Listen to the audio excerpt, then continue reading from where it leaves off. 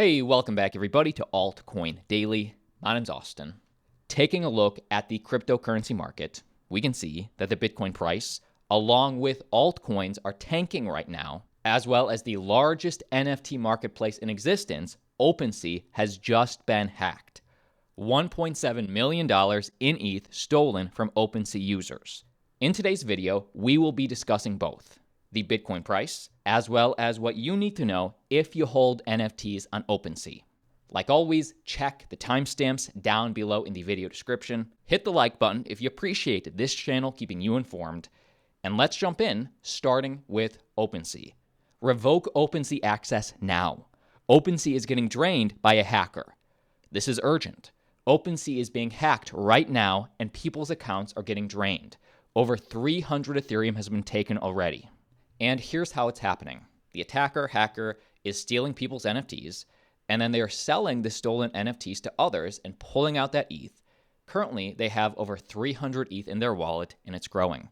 Make sure to revoke all OpenSea approval access now to keep your funds safe.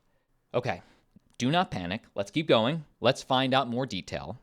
Because my next question is obviously, is this a problem with the platform itself, or did the individual users do something wrong? Well, the OpenSea CEO says the NFT exploit was likely a phishing attack. We don't believe it's connected to the OpenSea website.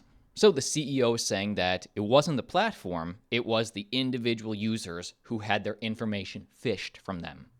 Co-founder and CEO Devin Finzer tweeted that the exploit likely didn't hit OpenSea at all, but instead targeted the people who rely on the marketplace to trade and maintain their digital assets. In a direct quote from the CEO, "As far as we can tell, this is a phishing attack. We don't believe it's connected to the OpenSea website. It appears 32 users thus far have signed a malicious payload from an attacker, and some of their NFTs were stolen." And if you're not quite sure what a phishing attack is, in other words, people may have received official-looking emails that tricked them into moving their NFTs into somebody else's wallet.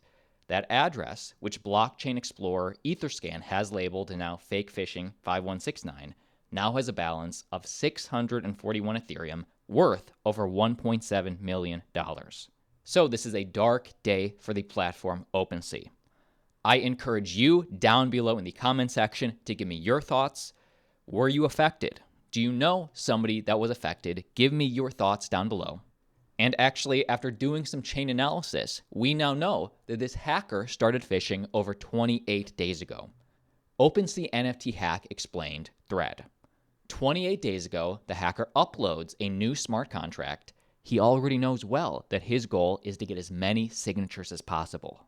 So he needed to get OpenSea users to sign a transaction from their wallets. He starts sending emails with phishing websites. They tell you to sign a message to log in/migrate to the new OpenSea smart contract, but instead you are signing a private sale 0 ETH of your NFTs to the hacker. So all these users just signed their NFTs away, and for over 28 days, this hacker just collected signatures. It wasn't until today, actually yesterday now, that he executed the smart contract function to steal the NFTs before their listings expire. He can do that because he has your signatures stored on his server. So if you're watching this video today, number one, like the video, get this information out there, and number two, use this as a cautionary tale. As a final note, always check what you are signing, because one click does make a difference. And by the way, if you sign something, if you give access, you can always revoke that access to your NFTs from the official Etherscan website. That's etherscan.io/token approval checker. So that was the news. This is what we know thus far. And by the way, all this is what we believe to have happened, but the investigation is still ongoing. Give me your thoughts on this down below, but let's keep moving. Next up, let's talk about Bitcoin. Why are we dipping? In fact, why is the entire crypto market seemingly crashing? Well, the crypto market is in a weird spot right now, acting as a risk asset and going down on tightening fears, while governments all around the world are acting as a massive billboard for why decentralization matters. The former will pass, the latter is a multi-decade trend, right? So it's not just crypto. It's every quote-unquote risk asset is correcting at the moment because of what is happening globally. what is happening in the macroeconomic landscape, i.e. fears of World War III, tensions between Russia, Ukraine. Now, I don't want to get this video censored in any way, so we're going to sort of dance around some of the language. But the good news is, it is clear more than ever why we need decentralization. In fact, in some breaking news, Justin Trudeau has just been announced as the new VP of Marketing at the Bitcoin Foundation. Now, obviously, just a joke, a little bit of satire. Because of how much he is censoring, he is closing down people's bank accounts who do not fall in line with his policies. An outrageous use of power from a government leader. But again, this is showing the world why we need Bitcoin. Because while they were able to freeze people's bank accounts, they tried to freeze people's Bitcoin accounts, but they found out they couldn't. The Ontario Superior Court of Justice asked self-custody provider Nunchuk to disclose user information and freeze users' Bitcoin. This was the team's response. Dear Ontario Superior Court of Justice, Nunchuk is a self-custodial, collaborative multi-sig Bitcoin wallet. We are a software provider, not a custodial financial intermediary. Our software is free to use, and it allows people to eliminate single points of failure and store Bitcoin in the safest way possible while preserving privacy. We do not collect any user identification information beyond email addresses. We do not hold any keys. Therefore, we cannot freeze our users' assets, we cannot prevent them from being moved, and we do not have the knowledge of the existence, nature, value, and location of our users' assets. This is by design. Please look up how self-custody and private keys work. When the Canadian dollar becomes worthless, we will be here to serve you too. Sincerely, the Nunchuk team. Wow. Like the video. This is a check and a mate, a swish 2 points. Slam dunk on educating Canada on the value of what Bitcoin is.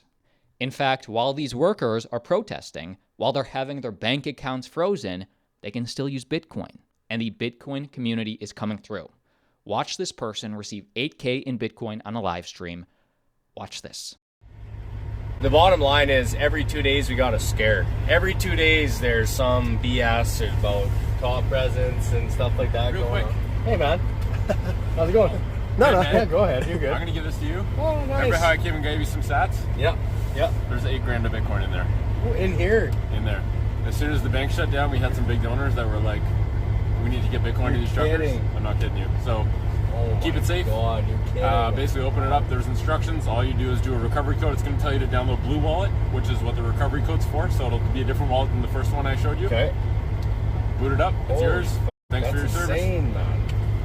That's Sorry to ridiculous. interrupt. No, that's It's all right, dude. You came all the way here and you're saving our country. That's ridiculous. Holy shit. Yeah. That's a thank you from the Bitcoin community. Holy fuck. Much love, bro. Cheeks are red, man. That's There great. you go. I'll see you around. Hey, threw me off. Thanks, man.